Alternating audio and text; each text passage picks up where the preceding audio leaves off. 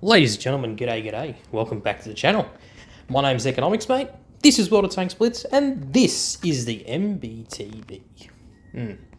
This is the Tier 9 American heavy tank, and it's one of the only Tier 9 premium tanks left in the game. Remember when we had Tier 9 premium tanks, or I guess Tier 9 enriched tanks?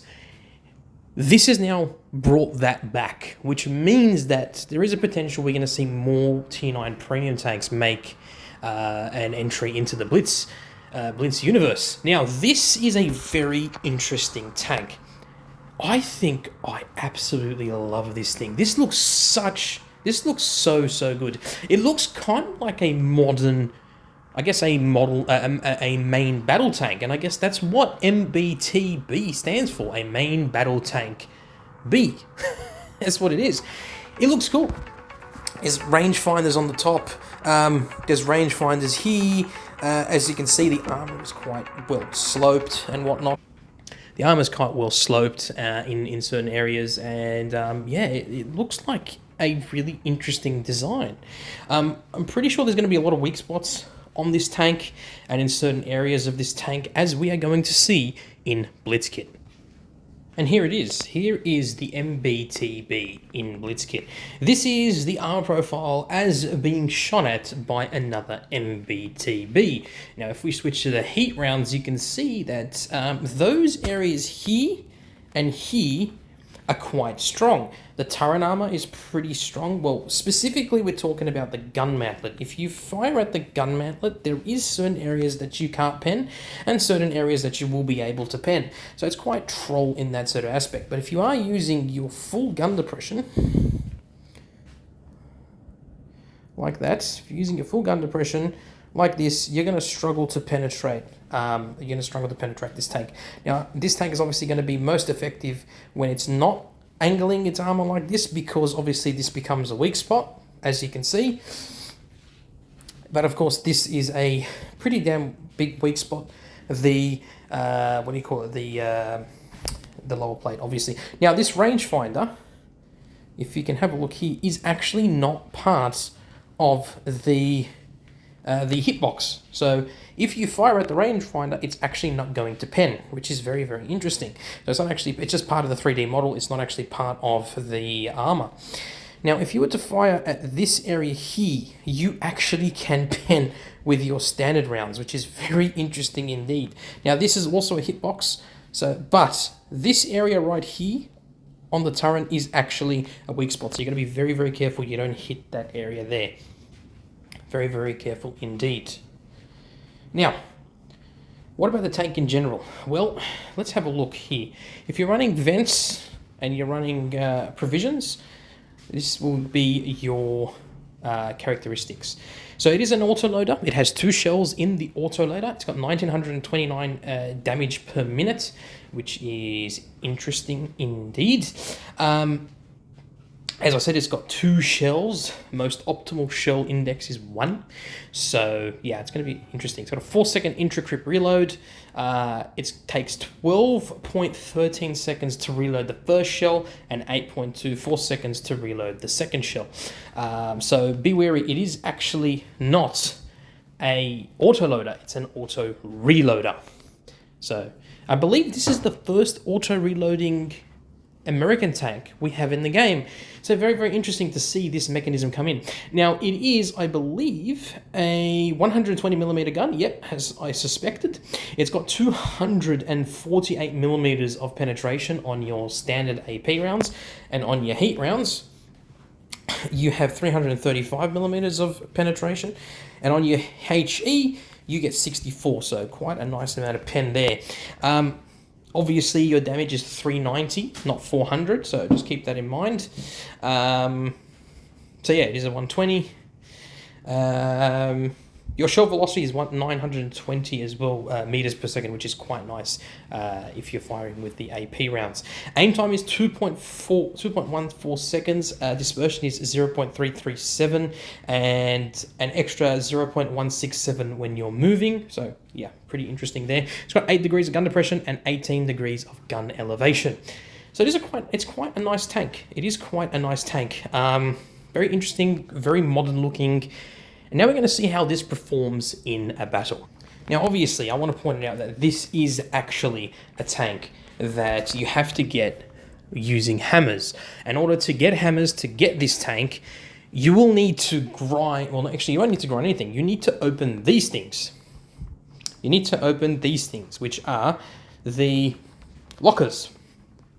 And if you're lucky, you will get anywhere from 5 to 300 hammers. And it's quite rare to get 300 hammers. Or alternatively, you can open an after-party container, which can give you 10 to 400 hammers. And essentially that can basically guarantee if you're going to get the tank or not. But again, very, very little people have got that compared to the Waffen F1.0. So here is the MBT-B. Again, it's Daddy Destroyer, who's a good friend of mine, aka Mike. He's playing on Vineyards, and he managed to get this tank. He got lucky. He managed to get both the BZ and this tank. I don't know. We're going to see how this tank performs. This is literally a first impression of this tank for me as much as it is for him. So we're going to see how he performs in it and my take on this tank and what I think this tank, how I think this tank is going to perform in everyday situations when you're taking it out onto the battlefield. So he is going to play the medium side, which is interesting. But then again, this tank is capable of going about 40 kilometers an hour, which is not bad at all. It's got decent terrain resistance stats and decent hull traverse as well for a heavy tank. And again, this is basically a main battle tank. And I believe in Water Tanks PC, this has just recently been introduced, and it is a tier 10 American heavy tank. So interesting to see why this is a tier 9 in Blitz. Same thing goes with the BZ-176. The BZ-176 is a tier 10 in what PC, and that is a that's a whole different kettle of fish. I got a review on that one, and that's definitely something I was not expecting. It is not what it's all cracked out to be. But anyway, Mike is making his way around here through the ruins on Vineyards, and he's trying to spot out tanks that he thinks are going to be coming out through here. Now, if you noticed on the map, that STG is right at the back. He's camping, or he's AFK, one of the two. Regardless, his team is going to basically be a tank down because this Muppet decided to go AFK or just basically camp. Now he gets one shot into the Jag Tiger aim .8, but he's not going to use up his reserve shell, which is his second shell, which is very, very smart of him. He's going to basically use the DPM that's on a single shot rather than using both his shots. So he's going to use the 4 seconds, but here you can see, unfortunately, he tracks him instead of killing him, but nonetheless, he does get him there. Now, he's got to reload his first shell first, and then he's got to reload his second shell. And again, this is what happens when you use an auto reloader. It does act kind of like an auto loader, but the only difference is that you can... sorry about that. It's been a long day at work. There's the G-Saw. He misses, or he doesn't actually miss him. He bounces that shot, which is unfortunate there. You can see the gun is accurate. It's just a bit troll in terms of his penetration. Now, he's going to be smart and use the carcass of that dead tank there. He gets a 346 alpha shot, which is quite low. That's a very low alpha shot there. RNG did not bless him whatsoever. He's going to try and hit the Tiger 2. Is he? No, he's waiting to reload his second shell, which is quite smart. He shoots one of them, 385. Nice, that's an average roll. Can he get the second one? No, he's going to be smart and he's going to hold that shell. And that's what you need to do with an auto reloader. Unless you desperately want to get out damage, I would suggest just holding your shell. He gets a nice 387 shot into that G-Saw. Again, patience is virtue. Is he going to get a shot? Well, he tries to shoot the motion there, but unfortunately it does not even connect. So he should have waited and kept his shell. Now, he's making his way around. He's changing his position. The Waffle Tractor on his team is basically on 0 hit points whatsoever. He's basically just need to be breathed on and he's dead. Tiger 2 on there. He gets a shot into him.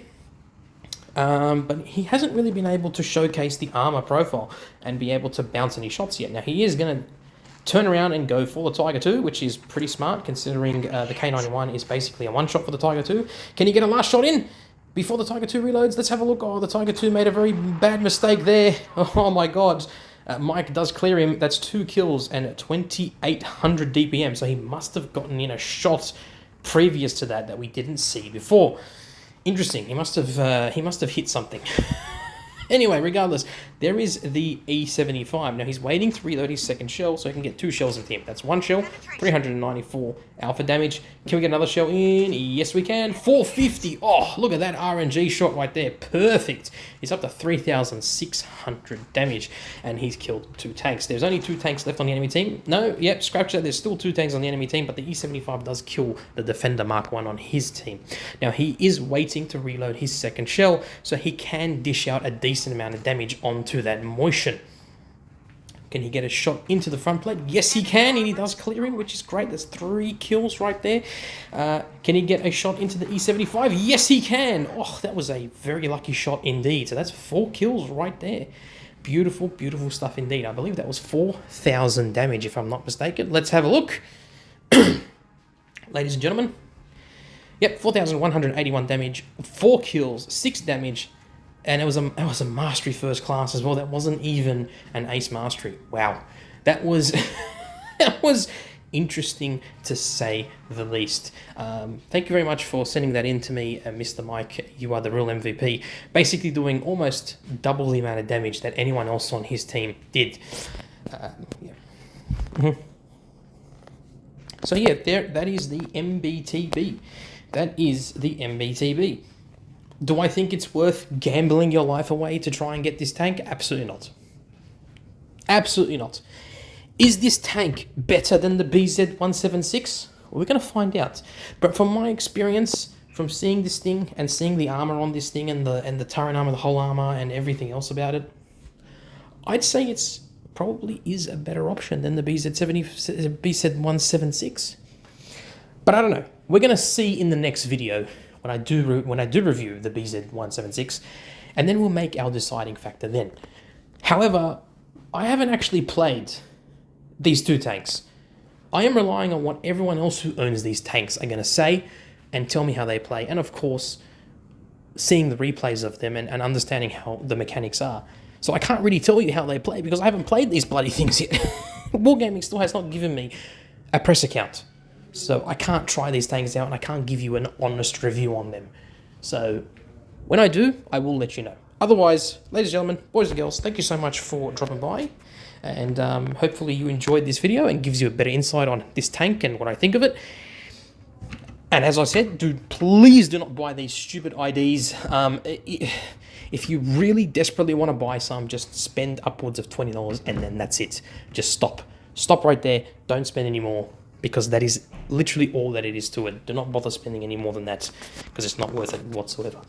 Guys, hope you enjoyed the video. Don't forget to let me know in the comments down below what you think of this MBT-B American heavy tank. And yeah, what would you like me to see next, beside obviously the BZ175. So that's it, guys. Again, a big shout out to all of my channel members and all those who have donated on the streams. You guys are awesome. Every single stream I do, I'm going to have a donation goal. Literally, it's going to be like $2. It's literally going to be $2 donation goal, and that's it. If anyone wishes to donate more, you guys are awesome, but it's going to be a $2 donation goal. I know there's other YouTubers, Blitz YouTubers, that have, you know, bigger donation goals than I do, but $2 for me, I think, is more than enough. Anyway, don't forget to subscribe to Token Porn. His link to his channel is going to be in the description below.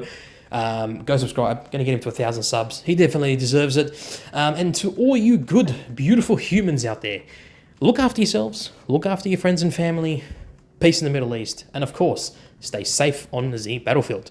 And to all my Muslim brothers and sisters out there, wassalamu alaikum wa rahmatullahi ta'ala wa barakatuh. And to everyone else who isn't Muslim, I love you all. You've been epic. And as always, I will catch you all later. Peace out and a Happy New Year.